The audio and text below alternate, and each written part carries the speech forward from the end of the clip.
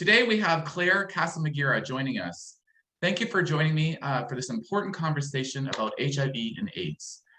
Can you start by telling a bit about yourself? Thank you so much for having me, Michael. My name is Tuishime Claire Gasamagera. I am originally from East Central Africa in a country called Rwanda. And I am now a very proud Detroiter. So I live in Detroit, Michigan. And I'm a mom of two healthy boys. I am a writer. I write for almost all HIV media, HIV and AIDS media in the United States. And I'm always proud because I'm an immigrant to say I'm the proud winner of the 2019 Literary Award. Proud to say what I do. And then I am one of the oldest people born with HIV. I'm an activist. I started when I was 18. Now I'm still doing my job, just making sure we have rights, making sure people live longer, healthy, sexy, and happy lives. That's incredible. I am so proud of you. And to have you here with me is just, I just got chills up my spine. It's wonderful. I understand you were diagnosed with AIDS at the age of 6. And no, I was 5. Pardon? It was in 1988. I was 5 years old. 5 years old? Okay. And it was actually AIDS, not HIV. That's a huge difference. Yes. Can you tell us a bit about that, please? I can recall, but a little bit of stuff that remained with me is that my mom died in 1988. I come from a middle class family, so my father was the mayor. He was one of the most respected person in my area, and I had access to all kind of care, healthcare. I have never been poor. I have never lacked anything. So to just stress the difference that other kids did not have access to what I have access to, which made me maybe live longer. So what I can remember is that when my mom died, I remained with my father, and my father hired many housemaids.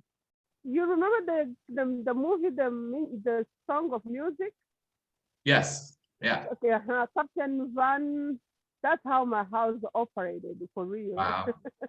So we had so many people coming to work from my house, and one particular moment I remember, the housemaids always refused to wash my sheets and to wash me or do anything for me, and they would say I have AIDS.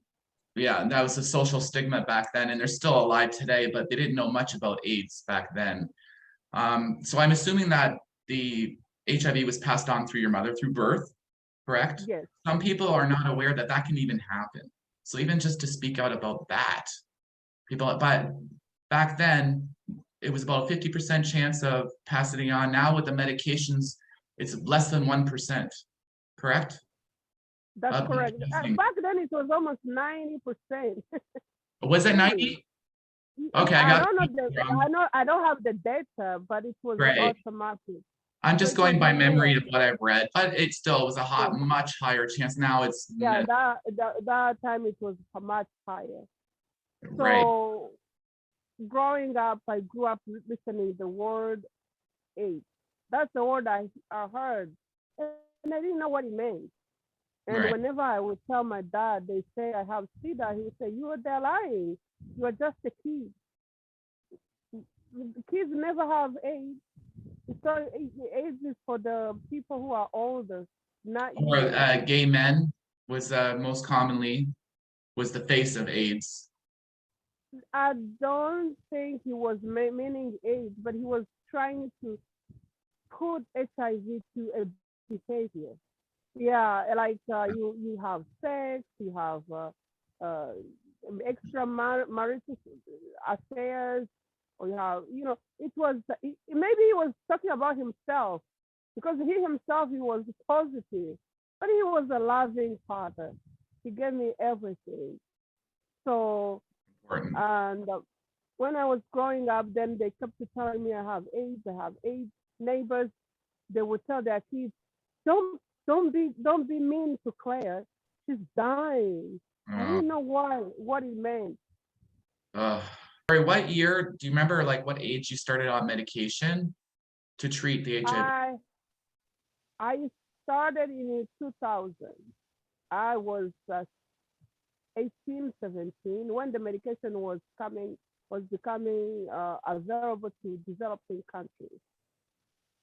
Yeah. Uh-huh. At that time, I had only 12 CD4 counts and a billion of viral loads. You said 12 CD4? Yes, You had 12, eight 12. at that time. Oh my word. So that saved your Yeah. life. That medication saved your life, obviously. And it's keeping you healthy and Yeah. alive today. And to share that is so important. I mean, you have a YouTube channel talking about HIV and AIDS and covering so many things like self-stigma, stigma in itself, HIV, AIDS symptoms. I will definitely be linking the description and link below on my channel so people can follow you. So that's exciting. And you do stuff even like outside. I barely ever do that. I'm always sitting in this chair here, but that's great. That's kind of being relatable to your viewers, right? Oh, thank Uh, you. yes, and one of your videos I want to actually point out, it was titled, I experienced these 10 AIDS symptoms. Nobody else should. You mentioned about the discoloration of your lips. Can Yes. you explain further to us about that? I don't know, but it's a symptoms. I'm not the only one. Of Mhm. people who have developed the AIDS, they tend to have discolored lips, and I up to now I don't have any medical explanation for that, but Oh, that's what happened to me. And thanks God I'm a woman. I'm always wearing my lipstick so to cover up, but it's really bad that people tell me, "Oh Claire, how many martini did you drink? How many whiskey oh, drink?" Yeah, thinking I have been drinking something, and they yeah, burned my lips to get I don't drink. right. Wow, so the doctors have no explanation of the discoloration. There's nothing you can do but just cover it, is what you're Yes, saying. yes. And it's beautiful lipstick. I do love it. I'm not gonna lie. Matches your coat nicely. Thank you. Thank you so much, Michael.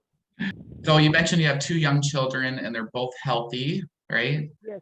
And so your partner, do you have a partner? Yeah, I do. Excellent. So it's the birth of the father that you had. Yes. I am a magician. Yeah, I had two kids in 15 months. 15 months. Wow. Wow, that was a Yeah. beautiful deep woman. And how old were they?